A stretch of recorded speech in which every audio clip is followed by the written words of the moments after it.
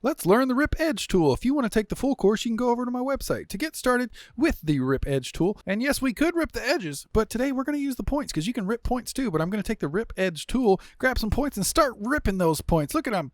Ripping all day, and really all let's do is make some weird geometry. So I'm going to undo that, maybe just do like a few, just one or two, just to really make my mark on this hammer, because I want people to know I was here. There we go. And I'm going to bring it down because it's a little too cray up there. Now what we do is take our 3D print, check all, and look, we got some non-flat faces. That's because it's the Rip Edge tool's fault. So all we're going to do is go to clean up, distorted, boom, look, it's fixed. Now we can check all. That looks pretty good. Everything's zeroed out. Now we can go and export, take it over to your favorite slicer. Then I'm going to shrink it down because it's way too big. That looks pretty good. Sliced up. Send the G-code over to your printer and print that thing. Looky there, it's printing like a champ. And we've got a little toy hammer in my hand. That is just beautiful. Thanks for watching, everybody. If you want to learn every tool for 3D print design, then come on over to the website. We'll be there waiting for you, ready to teach you and learn you and, just really get you up to par and ready to start 3D printing your own ideas. Yeehaw!